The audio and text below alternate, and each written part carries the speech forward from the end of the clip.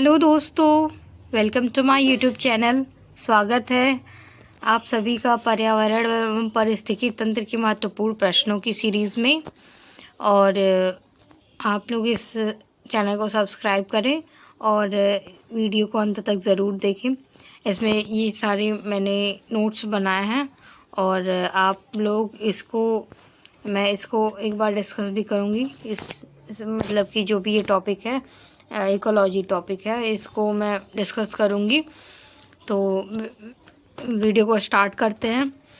यहाँ पे ये फर्स्ट पॉइंट है, पारिस्थितिकी तंत्र का डेफिनेशन है। तो पारिस्थितिकी तंत्र जो है इकोसिस्टम की संकल्पना जो है 1935 में ही E.G. ट्रांसले ने दी थी। और इकोलॉजी में एक्चुअली पारिस्थितिकी तंत्र में समस्त जैविक व अजैविक घटक शामिल होते हैं। और सेकंड पॉइंट है, पारिस्थितिकी तंत्र एक खुला तंत्र होता है और क्योंकि उसमें ऊर्जा तथा पदार्थों का लगातार निवेश व बहिर्गमन होता है, इनपुट आउटपुट। फिर देखिए यहाँ पे थर्ड पॉइंट है, पृथ्वी का सर्वाधिक वृहद पारिस्थितिकी तंत्र होता है जैवमंडल। अब ये पृथ्वी का पर्यावरण जो है वो मुख्यतः 4 भागों में विभाजित है: स्थलमंडल, वायुमंडल, जलमंडल, जैवमंडल।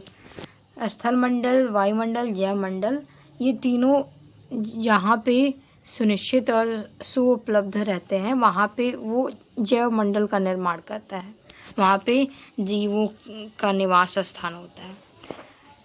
फिर जहाँ जीव रहता है उस सटीक जगह को कहते हैं आवास, हैबिटेट। इंग्लिश में हैबिटेट और हिंदी में आवास। जीव से जैव मंडल तक जैविक संगठन का सही क्रम क्या होता है, ये देखिए आप लोग: जनसंख्या, समुदाय, पारिस्थितिकी तंत्र और भूदृश्य। फिर ये इधर पॉइंट। फिर देखिए यहाँ पे पारिस्थितिकी तंत्र के घटक क्या हैं। जैविक, ये मुख्यतः 2 भागों में विभाजित है, अजैविक और जैविक। अजैविक घटक जो है वो मुख्यतः 3 भागों में विभाजित है: भौतिक घटक, अकार्बनिक घटक और कार्बनिक घटक। भौतिक घटक में जो है वो उसके उदाहरण जैसे कि प्रकाश, तापमान। एक minute, I can draw here, yes. तो ये देखिए यहाँ पे ये प्रकाश हो गया, ये सब भौतिक घटक हैं। ये भौतिक घटक है। प्रकाश, आर्द्रता, वायु और वायु दाब। उसी प्रकार ये अकार्बनिक घटक जो है जैव, जल, मृदा, खनिज, चट्टान तत्व में जैसे कि Mg, मैग्नीशियम, कैल्शियम एक्सेट्रा, वायुमंडलीय गैसें। फिर कार्बनिक घटक जैसे कि कार्बोहाइड्रेट, प्रोटीन, वसा, यूरिया, ह्यूमस। ये सब ह्यूमस वो होता है जब जैव मंडल में जो जीवों का अपघटन के स्वरूप जो एकदम न्यूनतम उसका मतलब पेड़ पौधों के सड़ने से जो भी मिट्टी में मिलके ह्यूमस का निर्माण करते हैं, वो मिट्टी की उर्वरता को बढ़ाते हैं। फिर ये दूसरा जो भाग है जैविक घटक, उसका देखिए उत्पादक, अपघटक, फिर उपभोक्ता। ये 3 अलग हैं। जैविक घटक विभाजित है मुख्यतः 3 भागों में: उत्पादक, अपघटक, उपभोक्ता। ये 3 पार्ट हैं इसके। फिर 7th पॉइंट है, वियोजक कार्बनिक पदार्थों को अकार्बनिक पदार्थ में परिवर्तित करते हैं। और सबसे अधिक स्थिर पारिस्थितिकी तंत्र एवं विशालतम पारिस्थितिकी तंत्र कौन सा है? वह होता है, वो सागर होता है, महासागर। सबसे स्थिर पारिस्थितिकी तंत्र जो है वो है सागर। फिर 9 पॉइंट है, पारिस्थितिकी कर्मता पद द्वारा जीव द्वारा ग्रहण का स्थान के साथ साथ उसकी कार्यात्मक भूमिका का भी वर्णन किया जाता है। फिर 10th पॉइंट है डिकम्पोजर, मतलब चींटी अपघटक तथा चींटी जो है वो छोटे छोटे टुकड़ों में विभक्त कर देती है, तो उसे वो अपघटक का काम करती है। और प्राथमिक उपभोक्ता और अपघटक ये दोनों हैं। यह पौधों को खाकर सेल्यूलोज से ऊर्जा प्राप्त करती है। फिर समुद्री खाद्य श्रृंखला में फाइटोप्लैंक्टन्स जो मुख्य प्राथमिक उत्पाद होते हैं। फाइटोप्लैंक्टन्स का ये वो है कि ये जो है वो प्राथमिक उत्पादक होते हैं। यही इसी से, अब जैसे कि फॉर एग्जांपल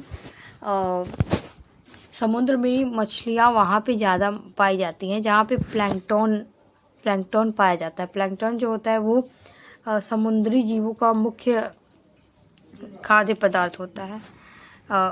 और फिर जो इस तरह से ये फाइटोप्लैंक्टन्स मुख्य उत्पादक होते हैं। फिर जैविक एवं अजैविक संगठकों के मध्य बिचौलियों का कार्य वियोजक एवं उत्पादक करते हैं।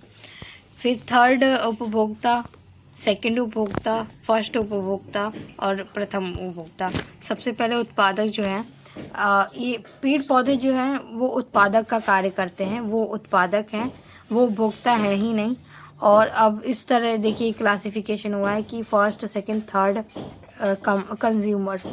तो प्रथम उपभोक्ता जो है वो शाकाहारी है, द्वितीय उपभोक्ता जो है वो मांसाहारी है और तृतीय उपभोक्ता जो है वो शीर्ष मांसाहारी है। और फिर ऊर्जा का प्रवाह एक दिशीय होता है और उत्पाद थर्ड जो है उत्पाद उपभोक्ता तक, ये एक दिशीय ऊर्जा का जो प्रवाह है वो एक दिशीय होता है, एक दिशा में होता है। फिर अपघटक वे जीव होते हैं जो सड़न व अपक्षय की प्रक्रिया को तेज करते हैं, जिससे पोषक तत्वों का पुनः चक्रीकरण हो सकता है। फिर देखिए अपघटक कार्बनिक यौगिकों को अकार्बनिक यौगिकों में तोड़ते हैं। फिर उदाहरण के लिए कवक, जीवाणु, प्रोटोजोआ, गोल कृमि और केंचुआ इत्यादि। फिर जबकि विषाणु जो होता है, वायरस होता है, वो अपघटक श्रेणी में नहीं आते हैं।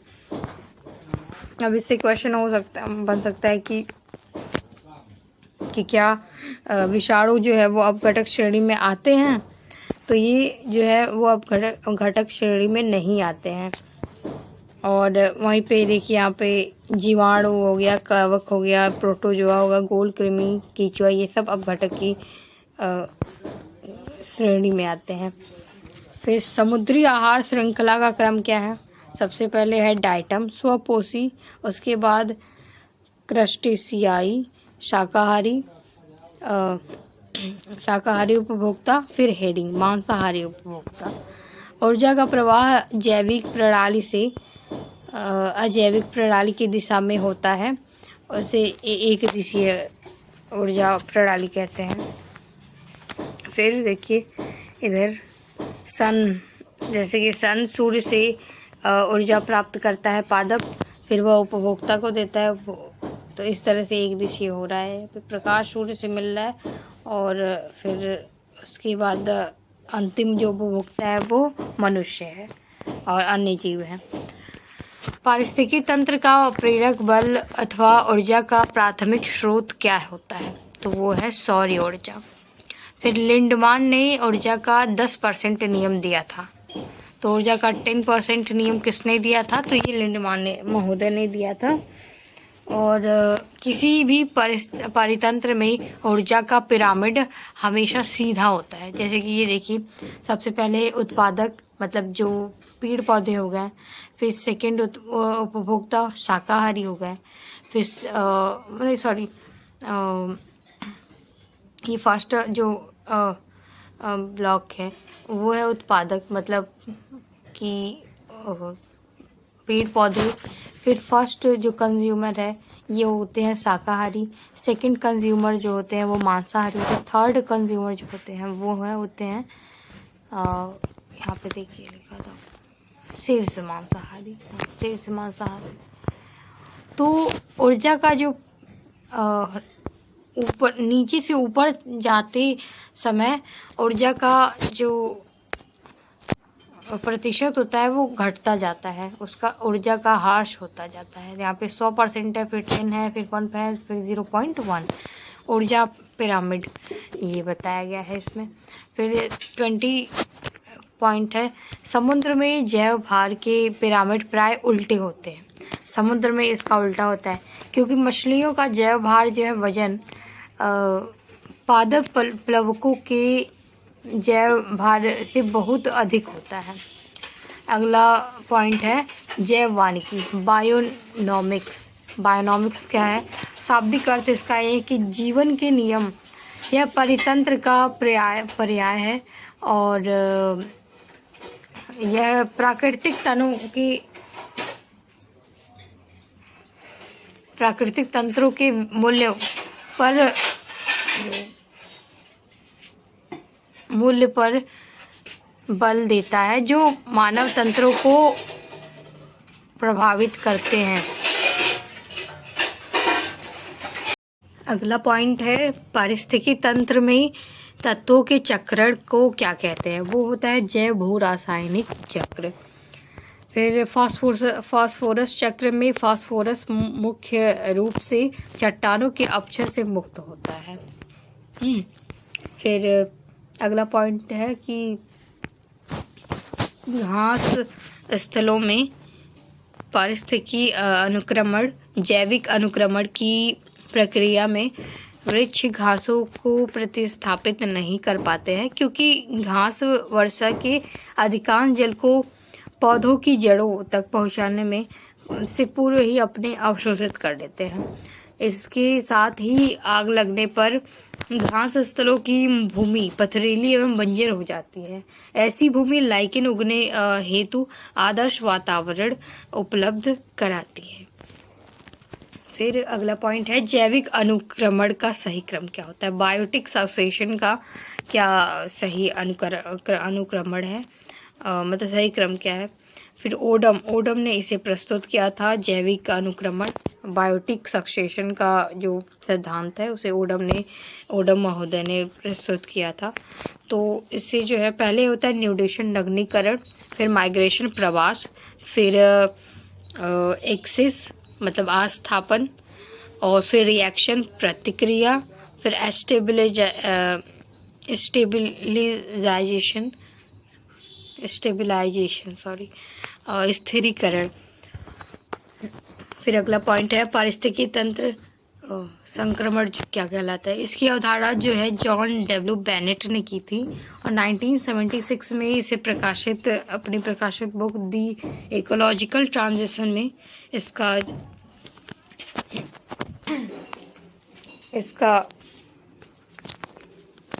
जिक्र किया था उन्होंने। और अगला पॉइंट है समुदायों का पूर्व क्रम में जो क्रमशः एक निश्चित स्थान पर बदलता है उसे सीयर कहते हैं। फिर अगला पॉइंट है जैविक अनुक्रमण प्रक्रिया में भाग लेने वाला घटक जो है वो सीयर कहलाता है। और चिपको आंदोलन का नारा क्या था? पारिस्थितिकी स्थायी मितव्ययिता है। पारिस्थितिकी स्थायी मितव्ययिता है। पारिस्थितिकीय पदछाप इकोलॉजिकल फुटप्रिंट के माप की इकाई होती है और भूमंडलीय हेक्टेयर उसको कहा जाता है। और स्थिर जल के आवास लैंटिक आवास होते हैं। उदाहरण आर्द्र भूमि, तालाब, झील, बहते जल के आवास लोटिक आवास होते हैं। उदाहरण के लिए नदी। अब स्थिर जल के अब इसमें एक मैंने 2023 का पीसीएस का पेपर देखा था, उसमें ये पूछा था कि लोटिक आवास की उदाहरण दीजिए। तो उसमें रिवर था और इससे रिलेटेड और भी कई एग्जांपल्स थे। तो ये क्वेश्चन जो है वो यूपी पीसीएस 2023 में पूछा गया था कि लोटिक आवास से संबंधित कौन कौन से उदाहरण। तो स्थिर जल के आवास जो होते हैं वो उसे लैंटिक आवास कहते हैं, जैसे कि आर्द्र भूमि, तालाब, झील जो मतलब बह नहीं सकते, मतलब एक जगह के स्थिरीकरण होके स्थिर है जल जहाँ पे। फिर और जहाँ पे बहते जल की आवाज़ होती है उसे लोटे का आवाज़ कहते हैं। फिर उदाहरण के लिए नदी हो गया, फिर सागर महासागर हो गया। फिर अगला पॉइंट है परितंत्रों की घटती उत्पादकता के क्रम में मैंग्रोव, फिर घास स्थल, झील, महासागर। सर्वप्रथम गहन पारिस्थितिकी डीप इकोलॉजी शब्द का प्रयोग जो था वो अर्नीज नेस ने किया था 1973 में। फिर मोनोक्लाइमैक्स एकल चरम सिद्धांत का प्रतिपादन एफी क्लेमेंट्स ने किया था।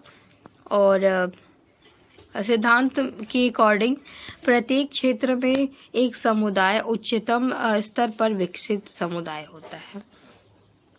अगला पॉइंट है पारिस्थितिकी निचे, जिसे इंग्लिश में निचे कहा जाता है, NICHE है।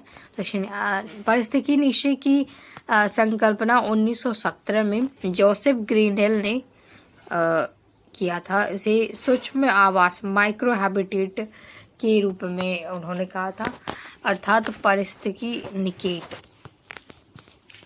अगला पॉइंट है कि ये पारिस्थितिकी निकेत क्या कहलाता है। प्रत्येक प्रजाति का एक विशिष्ट निकेत अलग स्थान होता है।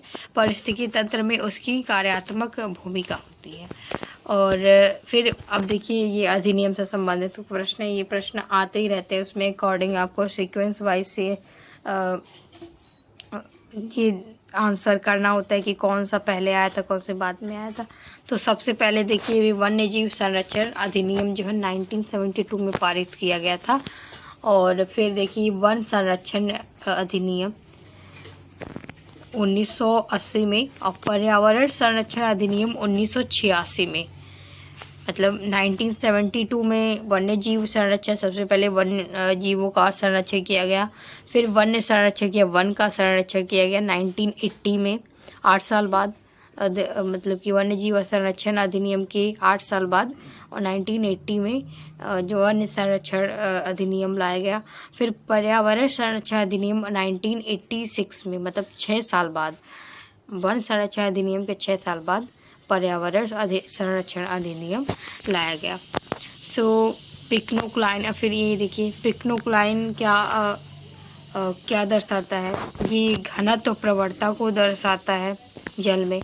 और हेलोक्लाइन क्या दर्शाता है, तो ये लवणता प्रवणता को दर्शाता है। फिर थर्मोक्लाइन कहते हैं गहराई के साथ तापमान जो परिवर्तन होता है उसे ये मापता है। फिर नेक्स्ट पॉइंट है कि प्रवाल भित्तियाँ क्या होती है। इसका निर्माण जो है वो 25 डिग्री नॉर्थ से 25 डिग्री साउथ अक्षांशों के मध्य उष्णकटिबंधीय महासागरों में किसी तट या द्वीप के सहारे होता है। विश्व की 1/3 मतलब कि एक तिहाई प्रवाल भित्तियाँ ऑस्ट्रेलिया, इंडोनेशिया, फिलीपींस क्षेत्रों में स्थित हैं, क्योंकि ये उसकी विकसित होने की दशाएं उपलब्ध कराती हैं। पहले तो ये कि 25 डिग्री नॉर्थ और 25 डिग्री साउथ अक्षांशों के मध्य ये हैं ऑस्ट्रेलिया, और साथ में उसके साथ ये तट और द्वीप के सहारे जब विकसित होती हैं तो ये तो है ही कि ऑस्ट्रेलिया, इंडोनेशिया के फिलीपींस क्षेत्रों में होना इसका स्वाभाविक है। तो ये आप लोगों को आराम से याद हो सकता है। फिलीपींस, इंडोनेशिया, सबसे ज़्यादा प्रवाल भित्ति जो बड़ी है वो ऑस्ट्रेलिया के में ही है।